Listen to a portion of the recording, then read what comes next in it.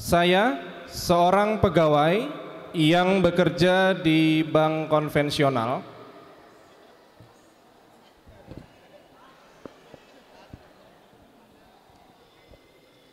Saya tahu bahwa hukum bunga bank haram karena riba.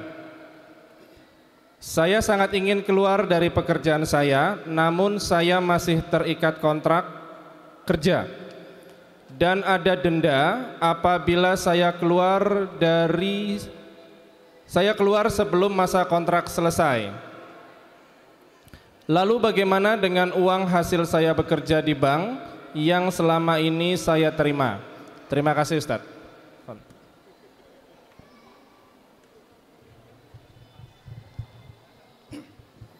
Ini yang lebih layak untuk menjawab sebenarnya bukan sekelas saya ya.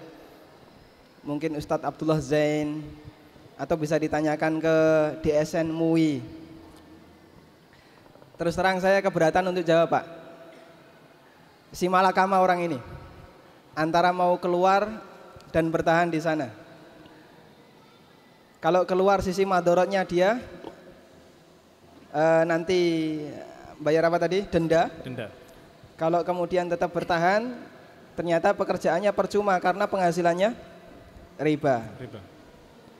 Ya, wallahu a'lam. Kita sebagai saran saja. Kalau misalnya Anda bisa sering bolos, silahkan bolos. Sampai nanti kira-kira banknya yang bosen sama Anda terus dikeluarkan. Gimana Pak?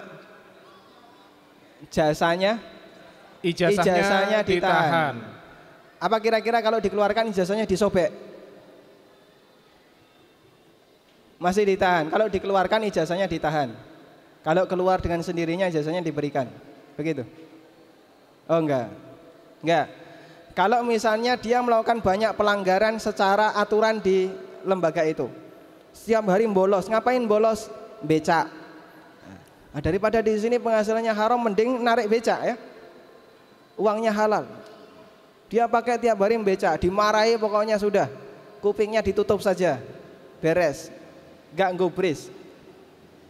Sampai kira-kira banknya yang jelek, banknya yang bosen, dia dikeluarkan. Kalau bisa seperti itu, mudah-mudahan ini jadi solusi. Tapi kalau sampai kira-kira Anda harus digebuki atau dipenjara, nah kita tidak ngasih saran seperti ini.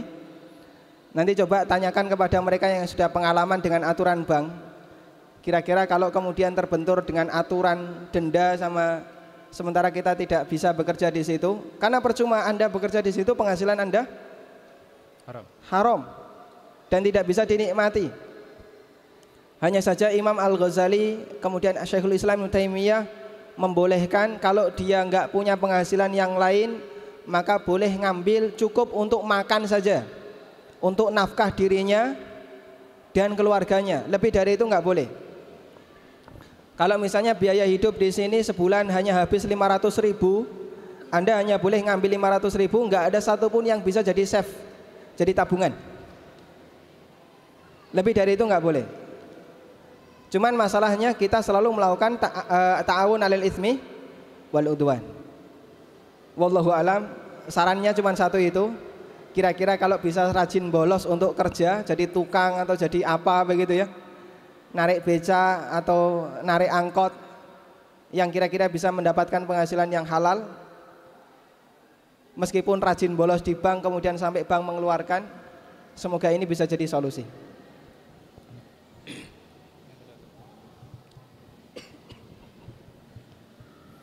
Apabila anak berutang ke bank karena disuruh oleh orang tuanya untuk beli sawah, nah, kenapa harus buru-buru beli sawah? Dan ini sudah berjalan 3 tahun padahal tanggungannya sampai 10 tahun. Bagaimana atau apa yang harusnya dilakukan si anak apabila harus menutup utang secara finansial tidak mampu karena terlalu besar? Karena sudah terlanjur, ini terjadi di masa silam, maka dosa di masa silam ditobati, dan dia terikat dengan perjanjian bank yang harus dia lunasi.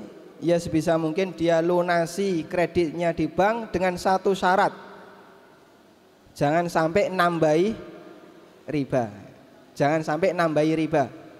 Nambahi riba bisa bentuknya hindari penalti. Dan jangan nambahi riba bisa bentuknya dengan jangan sampai memperbesar nilai bunga. Karena itu cara yang paling gampang adalah ikuti aturan bank, semakin cepat lunas dan semakin sedikit bunganya makin bagus. Itu yang bisa kita sampaikan. Sawahnya halal atau haram? Gimana Tat? Sawahnya halal atau haram? Sawahnya Allahu a'lam, Tat, enggak paham. Allahu a'lam. Iya. Siapa yang mau makan sawah? Nggak ada ya. Ya, sawahnya bisa tetap dipakai. Silahkan dipakai untuk menghasilkan, untuk bekerja boleh. Dan semakin cepat lunas makin bagus. Kita pasti pernah melakukan riba. Bagaimana cara tobatnya? Tobatnya adalah, inti tobat itu an-nadam. Inti tobat adalah menyesali perbuatan yang pernah kita kerjakan dan bertekad untuk tidak mengulangi. Kalau itu ikhlas dilakukan karena Allah, insya Allah menjadi tobat yang diterima. Kemudian bagaimana tukar uang rial dengan rupiah, apakah termasuk riba? Jawabannya tidak riba. Sebagaimana boleh menukar emas dengan perak, namun dengan syarat harus tunai. Anda tukar sekarang real berapa Pak? 3.000 ya misalnya. Anda mau beli 10 real ditukar 30.000, ini diperbolehkan, tapi dengan syarat harus tunai. Termasuk rupiah dengan dolar atau dengan mata uang yang lainnya.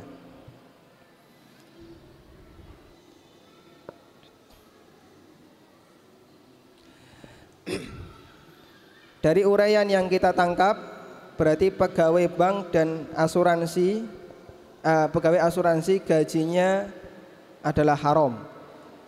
Nah, kalau kita sepakat bank itu sumber riba, berarti gajinya adalah riba. Makanya di depan saya tidak lagi mau membahas masalah apa itu riba, karena kita semua sudah paham riba itu seperti apa dan bahayanya. Tapi yang kita bahas adalah terus bagaimana cara solusinya. Sehingga kita perlu sadari dari awal bahwa sumber riba adalah bank. Karena bank menjadikan uang sebagai komoditas transaksi, bukan sebagai alat tukar. Dan selama orang menjadikan uang sebagai komoditas transaksi, peluang untuk terjadi riba sangat besar. Kecuali kata Ibnu Rushd, bagi mereka yang warok, tahu halal haram, dan itu sedikit orang yang bisa melakukannya. Bagaimana jika resign? Apakah boleh modalnya dari gaji yang diperoleh dari bank atau asuransi?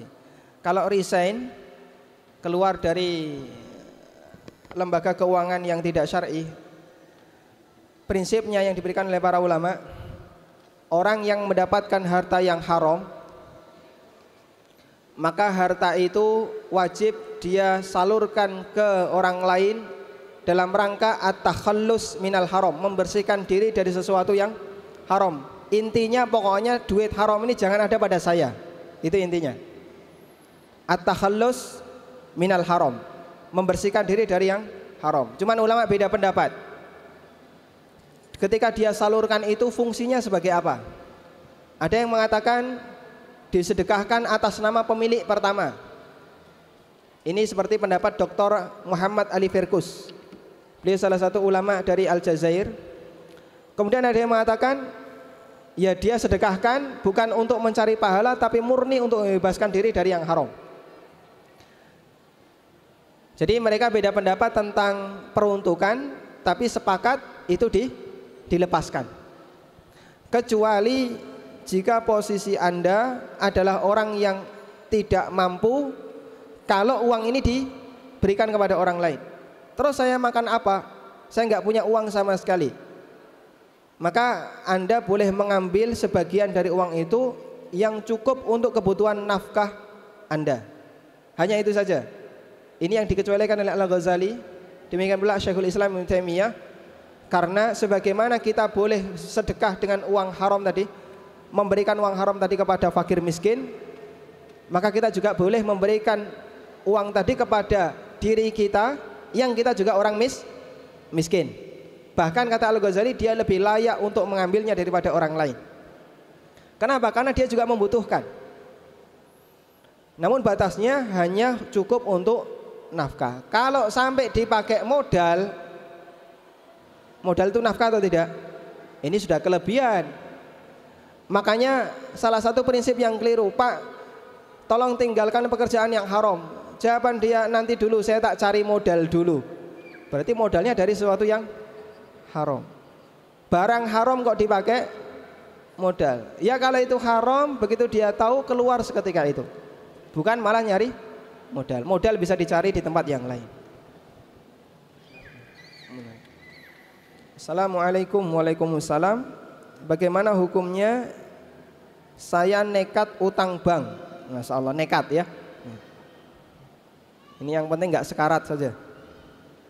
Karena menolong saudara yang terjerat utang, sampai saudara tersebut nekat bunuh diri. Sudah mati belum?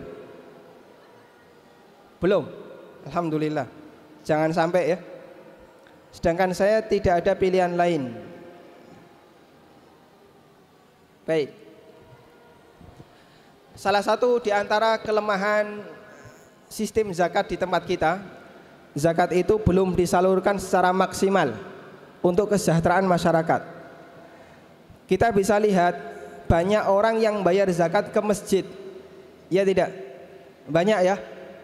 Padahal masjid itu kalaupun nggak punya duit, kira-kira masih berfungsi atau tidak? Masih bisa difungsikan. Minimal kan paling enggak nanti ada infak yang sifatnya rutin setiap pekan yang bisa untuk dipakai operasional setiap pekan. Makanya para ulama menganjurkan, menyatakan sebaiknya zakat jangan ditaruh masjid. Masjid itu sudah terlalu kaya dengan duit. Kalau semua orang ngertinya infak itu cuma masjid, dan masjid, nanti kasihan kaum muslimin yang miskin, yang nggak mampu. Terutama mereka yang punya kasus utang, punya kasus tidak bisa membayar pengobatan karena sakit dan seterusnya. Karena itu dalam kasus semacam ini pengobatannya itu yang dibahas masalah peruntukan zakat. Kalau ada kasus kayak gini sementara dia tidak punya solusi untuk menutupi utangnya kecuali pinjam bank, terus gimana solusinya? Yang perlu diobati adalah lazis itu disadarkan. Penerima zakat ada berapa, Pak? Ada berapa? 8 ya. Salah satunya bagaimana? Al-gharimin, orang yang punya utang. Kalau panti asuhan sudah punya banyak dana, masjid sudah punya banyak dana, sekolahan sudah punya banyak dana, tolong selamatkan nyawa-nyawa orang ini. Mereka yang dia bisa terancam nyawanya karena punya banyak utang. Ini nilainya jauh lebih penting dibandingkan ketika zakat itu disalurkan ke masjid. Makanya penyaluran zakat yang benar itu bukan ke lembaga, tapi ke individu. Zakat itu sifatnya kepemilikan untuk person, bukan untuk jamaah. Sehingga sebagian ulama bahkan melarang zakat diberikan ke masjid. Karena kalau zakat diberikan ke masjid, siapa yang memanfaatkan? Siapa yang memanfaatkan? Di situ ada orang kaya, ada orang miskin, ada orang yang berpangkat, ada orang berduit, bahkan dia sendiri turut memanfaatkannya. Iya atau tidak? Di samping rumahnya ada masjid, dia bayar zakat, kasihkan masjid itu. Sementara dia wudhu di situ, kadang memanfaatkan fasilitas masjid, berarti bisa jadi ada dana zakat yang dia bayarkan kembali ke dia. Kemudian yang memanfaatkan masjid seluruh jamaah, kaya miskin ikut memanfaatkannya. Ini salah satu di antara alasan kenapa zakat itu tidak disalurkan ke masjid. Karena dia dimanfaatkan oleh banyak orang. Dan masjid yang betul, fisabilillah yang betul, bukan termasuk membangun masjid, tapi fisabilillah di situ mananya pertama adalah jihad, dan yang kedua adalah memberangkatkan orang untuk haji. Ini termasuk fisabilillah. Karena itu kalau penanya belum pinjam bank, kita sarankan datangi saja lazis ya. Kalau ada kantong-kantong zakat, ambil zakat untuk disalurkan kepada mereka yang terjerat dengan utang bank karena statusnya sebagai gharim dan dia termasuk orang yang berhak untuk mendapatkan zakat. Wallahu a'lam. Masih banyak, Mas? Alhamdulillah ya. Ini jam berapa? Jam 11 lewat 5. Kita sholat duhur jam 12. Jam 11.49. Apa hukumnya pekerja di bank selain yang berhubungan dengan uang? Misalnya security, supir, dan seterusnya. Ta'awun 'alal itsmi wal udwan. Kalau dia nggak ada kan nanti banknya kecolongan. Kalau dia nggak ada nanti nggak ada yang jadi supir bank. Makanya sama saja, dia mendapatkan uang dari tolong menolong dalam maksiat. Kemudian misalnya rumah, mobil adalah hasil dari riba, apa yang harus dilakukan? Jika yang dimaksud hasil dari riba adalah dia pinjam bank, maka rumah, mobil dan lain-lainnya ini halal. Silahkan dimanfaatkan. Tapi kalau maksud dari riba, dia adalah orang yang pekerjaannya menghutangkan uang ke orang lain, rentenir, kemudian dapat penghasilan, terus penghasilan itu dipakai untuk beli rumah, beli tanah dan seterusnya.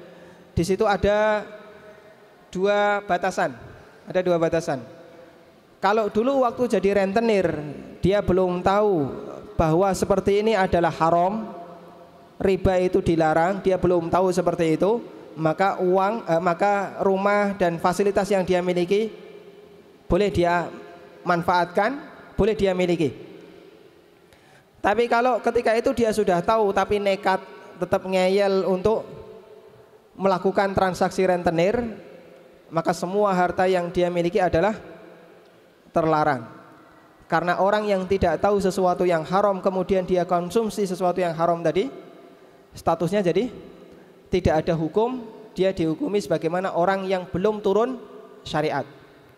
Sebagaimana dulu para sahabat, mereka punya duit karena transaksi riba, atau ada yang jual khamr, ada yang hasil judi. Kemudian setelah mereka masuk Islam, Nabi SAW tidak mewajibkan kepada mereka, kembalikan semua hartamu yang dulu pernah kamu dapatkan karena jual khamr, kamu dapatkan dari hasil riba, enggak ada. Nabi SAW tidak menyuruh mereka untuk mengembalikan. Namun yang beliau lakukan adalah yang riba yang masih ada di tangan orang lain jangan diambil. Sebagaimana yang dulu pernah kita bahas ketika kita kajian cara tobat dari harta haram. Ya, masih ada satu lagi. Kaitannya dengan pemerintah Indonesia, di mana Indonesia dipinjami oleh Bank Dunia dan oleh pemerintah ini dipakai untuk gaji PNS. Jawabannya, yang penting kita bekerja di wilayah yang halal, maka kita tidak bertanggung jawab dari mana pemerintah mendapatkan uang itu, karena kita dapat duit dari hasil kerja yang halal. Analoginya seperti para sahabat yang mereka melakukan transaksi dengan orang Yahudi di sekitar Madinah, mereka tidak bertanggung jawab untuk mengetahui dari mana Yahudi itu dapat duit, padahal bisa dipastikan Yahudi itu dapat duit ada yang dari riba, ada yang suap, ada yang jual beli khamr, ada yang jual beli babi, termasuk judi. Karena mereka tidak punya agama, atau agama mereka diselewengkan dan mereka melakukan banyak pelanggaran. Insya Allah 10 menit lagi. Gimana Pak? 10 menit lagi. 10 menit lagi. Ini ngirim amplop tapi isinya pertanyaan ya. Assalamualaikum. Waalaikumsalam. Bagaimana hukum saya yang hanya seorang karyawati administrasi, sesekali saya mendapatkan tugas dari menabungkan uang ke bank konvensional. Kalau sebatas menabungkan uang ke bank konvensional, para ulama memberikan pertimbangan boleh dengan syarat: satu, bukan untuk diambil bunganya, bukan untuk menghasilkan bunga. Yang kedua, tujuan utamanya adalah untuk keamanan, sehingga ada manfaat besar atau menghindari madorot yang akan didapatkan kalau uang itu ditaruh di kantor. Ini beresiko, bisa jadi kantor ini menjadi sasaran maling, akhirnya ditaruh bank. Beberapa ulama membolehkan ini dengan pertimbangan tadi, sebatas untuk keamanan. Kemudian berdosakah saya karena terkena hukum riba? Jika ya, terus bagaimana Apakah harus resign? Yang dimaksud wakatibahu, yang nyatet transaksi riba, itu adalah ketika ada orang yang melakukan transaksi riba, kemudian kita nyatet transaksinya, ini yang dilarang. Tapi kalau mencatat berapa banyak riba yang ada di rekening, ini boleh atau enggak? Boleh atau tidak? Boleh. Ini bukan termasuk mencatat transaksi riba. Anda punya rekening, di sini ada ribanya. Bunga diteliti satu persatu, dicatati. Boleh enggak? Boleh. Nyatat untuk cuman jumlah kan enggak masalah, Pak. Setelah itu setelah kita tahu jumlahnya, kita ambil uang kita, salurkan ke keluar. Ini diperbolehkan. Kalau fungsi Anda di kantor hanya seperti ini, insya Allah tidak masalah. Cukup. Terakhir, Tat, mungkin Tat. Ya. Ada dibaca, Mas. Ya. Baik. Untuk pertanyaan terakhir, bagaimana hukumnya menerima makanan serta hal-hal yang bersifat material dari saudara yang bekerja di bank konvensional? Sementara kita mengetahui bersama bahwa riba itu haram. Pertanyaan kedua, bagaimana untuk bisa zuhud dari hamba Allah?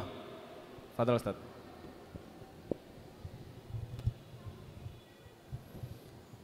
Untuk yang pertama, ada dua pendapat ulama. Ada yang mengatakan tidak boleh diterima sama sekali.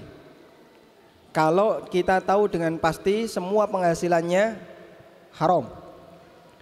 Tapi kalau penghasilannya bercampur, dia punya al-mal al-mukhtalat, uang yang campuran, ada yang halal, ada yang haram. Dia punya harta mungkin dari warisan, mungkin dari pemberian, mungkin saja dari bisnis yang lain. Tapi di saat yang sama dia pegawai bank, maka hartanya bercampur, ada yang halal, ada yang haram. Kalau seperti ini, ulama membolehkan kita untuk makan dari hartanya. Bahkan kata An-Nawawi, sepakat ulama membolehkan.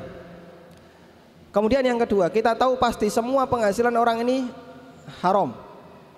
Dia itu nggak punya penghasilan yang lain, nggak punya sumber uang yang lain selain riba, judi, jual beli khamr, jual beli bangkai, jual beli babi dan seterusnya.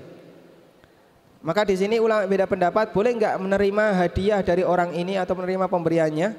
Ada yang mengatakan diperbolehkan, ada yang mengatakan tidak diperbolehkan, dan insya Allah pendapat yang kuat adalah diperbolehkan dengan dalil Nabi SAW pernah menerima hadiah dari orang Yahudi, sahabat juga pernah menerima dari orang kafir hadiah, dan seterusnya. Padahal penghasilan mereka bisa saja dari hasil yang haram, sangat mungkin dari hasil yang haram, karena mereka tidak tahu aturan tentang masalah halal dan haram. Yang kedua tadi? Yang kedua, bagaimana caranya untuk bisa zuhud? Ini gampang secara teori, susah mengamalkan, Pak ya. Yang ngomong saja belum tentu bisa. Kata Syekhul Islam, zuhud itu begini. Zuhud adalah tarkuma yakhafu dororuhu fil akhirah, meninggalkan semua yang dikhawatirkan, semua yang dikhawatirkan berbahaya di akhirat. Itu zuhud. Orang meninggalkan semua yang dikhawatirkan membahayakan di akhirat, itulah sikap zuhud. Anda menghadapi sebuah masalah, terus di sini khawatir, jangan-jangan ini nanti berbahaya di akhirat, terus kita tinggalkan. Itu zuhud. Makanya zuhud gampang ya. Tinggalkan setiap yang meragukan dan beralihlah kepada yang lebih yakin. Selesai, Anda akan jadi orang yang sangat zuhud. Ragu halal haram tinggalkan, cari yang yakin halal. Setiap ada keraguan halal haram tinggalkan. Kita akan jadi orang yang zuhud. Gampang secara teori, hampir mustahil kalau dipraktekkan. Tapi insya Allah bisa bagi orang yang tekadnya kuat untuk hanya mencari yang halal. Semoga Allah Subhanahu wa taala memberkahi kita semua, dan mohon maaf jika ada kekurangan dari apa yang kami sampaikan. Terima kasih Bapak Ibu telah bersedia mendengarkan. Wassallallahu ala nabiyyina Muhammadin wa ala alihi wa sahbihi wasallam. Wa akhiru da'wana alhamdulillahi rabbil alamin.